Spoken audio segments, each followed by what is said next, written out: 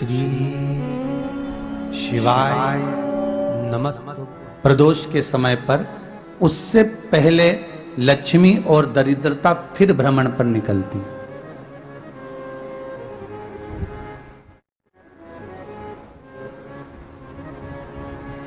शिव भ्रमण कर कर जब वापिस आ जाते हैं, हिंदू धर्म में पीपल के वृक्ष की जो गणना वराह पुराण में करी गई है, 4 बजे से 7 बजे तक शिव के भ्रमण का समय बताया है शाम को। तो 7 बजे से लेकर फिर रात्रि 9 बजे तक लक्ष्मी और दरिद्रता फिर भ्रमण पर जाती है। इनका एक समय निश्चित है महाराज। भ्रमण कर कर आ जाना। अब इस बीच में जब लक्ष्मी और दरिद्रता दोनों निकल कर जा रही हैं, तो दोनों एक भाव रख कर जाती हैं कि आज हमको कहां प्रवेश करना है।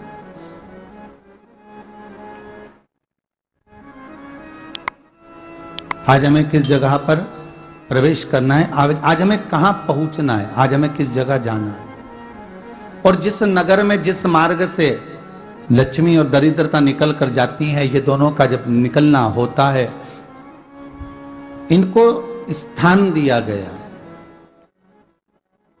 जहां पर स्वच्छता हो, घर के दरवाजे पर रंगोली डली हुई हो, द्वार पर जल छीटा गया हो। महाराज, उस द्वार पर लक्ष्मी प्रवेश करती है तो दरिद्रता भी जाने लगती है अंदर। जब दरिद्रता अंदर जाने लगती है तो लक्ष्मी उसको रोक देती है। पहले मैं देखकर आती हूं कि तेरे लिए स्थान है कि नहीं, तू यहां रुक।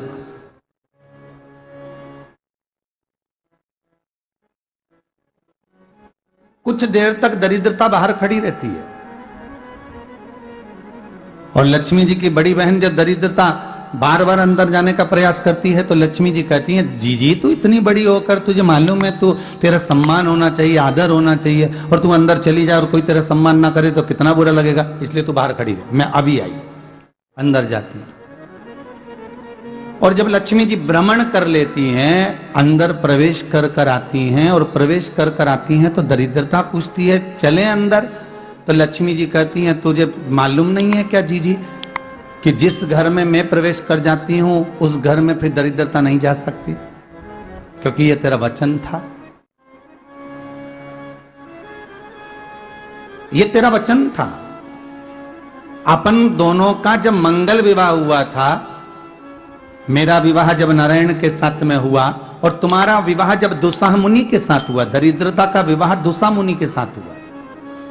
जब अपना दोनों का विवाह हुआ था तो अपन दोनों ने एक वादा करा था कि जिस घर में लक्ष्मी प्रवेश कर जाएगी उस दिन फिर दरिद्रता नहीं जाएगी, और जिस घर में दरिद्रता प्रवेश कर जाएगी उस घर में फिर लक्ष्मी नहीं जाएगी।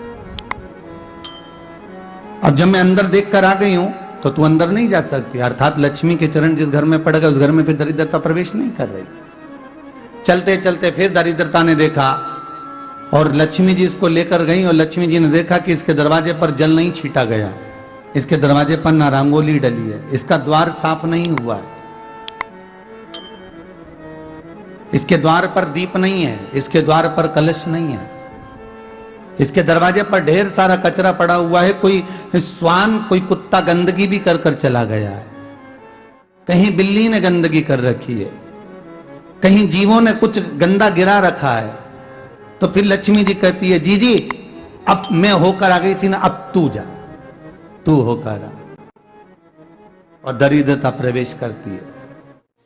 तो अंदर जाकर क्या देखती है दरिद्रता कि इतनी सवेरे से मैं घूमने इनके दरवाजे पर आई और ये तो सब चादर तान के चकाचक गुर्राटा भर भर कर सो रहे हैं। तो दरिद्रता कह देती है, तुम्हारा भाग्य ही बेकार है, तुम्हें क्या करूं, तुम ऐसे ही सोते रहो।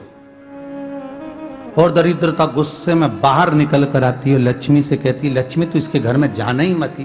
तो दरिद्रता को कहती है, जीजी तेरी बात नहीं मानूंगी क्या मैं? लक्ष्मी जी बोली, मैं तेरी बात नहीं मानूंगी, बिल्कुल नहीं जाऊंगी इसके घर में, तू चिंता मत कर, चल आगे चले। फिर आगे बढ़े। ये लक्ष्मी और दरिद्रता का प्रवेश है। आपके घर का द्वार, आपके घर का दरवाजा। फिर निवेदन करूंगा एक बहुत सुंदर बात, हमें महाराष्ट्र से सीखना चाहिए, हमें साउथ से सीखना चाहिए, दक्षिण से। जिस समय पर भक्ति देवी यमुना जी के घाट पर रो रही थी अपने पुत्र ज्ञान और वैराग्य को गोदी में लेकर, समय देवऋषि नारद ने प्रश्न किया था कि तुम कहां पर पोषित हुई हो, तुम्हें ऊर्जा कहां से प्राप्त हुई? तो कहा मैं गुजरात से तो चली हूं। और वहां से चलती चलती भक्ति देवी कहती है मैं बहुत दुखी होकर, बूढ़ी होकर, द्रवित होकर, बड़ी दुख में वहां से चलते चलते जब मैं महाराष्ट्र में पहुंची तो मैंने वहां जाकर देखा कि वहां पर लोग हर पल हर घड़ी ब्रह्म मुहूर्त में उठकर स्मरण करते हैं, नाम जाप करते हैं और दरवाजे पर जल छीट कर रंगोली डालते हैं। तो कह रही है कि वहां पर मैं थोड़ी अवस्थावान होने लगी, वहां मुझे अच्छा लगने लगा। फिर जब मैं और आगे पड़ी, दक्षिण में जब पहुंची, वहां पर जाकर मैंने देखा कि सुबह से उठकर मंगलाचरण, मंगला स्तोत्र और वेदों की ध्वनि होने लगी। वहां पर मैं और आनंदित हो गई।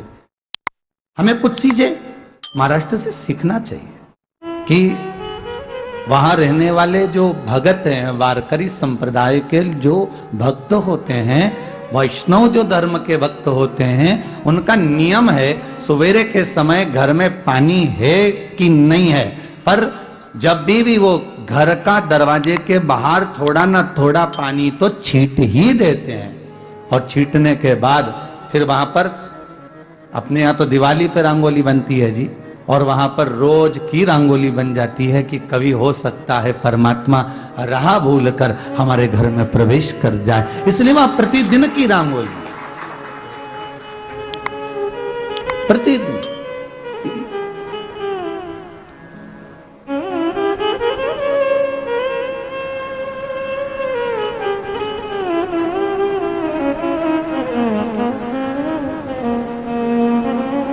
हमें सीखना चाहिए थोड़ा सा। आज के जमाने में तो बहू अपने कमरे की झाड़ू लगा ले, वो ही बहुत बड़ी बात है। हो खड़ी खड़ी बहू ये देखती रहेगी कि नौकरानी सही से झाड़ू लगा रही, वहां से लगा के लाओ, इधर से हेड के ले जाओ, वहां से कचरा सोरो, वहां से पोछा लगाओ।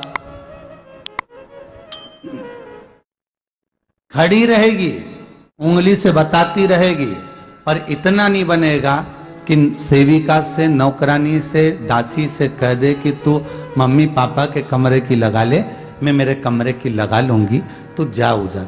थोड़ा दया का भाव अगर होता तो उसके मन में भी आता कि मेरी बड़ी सेठानी तो अपनी जगह पर है, पर छोटी तो सेठानी की भी बड़ी सेठानी है जो मुझ पर करुणा करती रहती है। पर बड़ी तो कहे कि बेटा रहने दे, तू उधर ले जा, जब भाभी के कमरे में देख ले जा। उसके बच्चों का बड़ा फैलारा रहता ना, तो उधर देख ले जा, तो जरा उधर, मां उधर भेज रही है।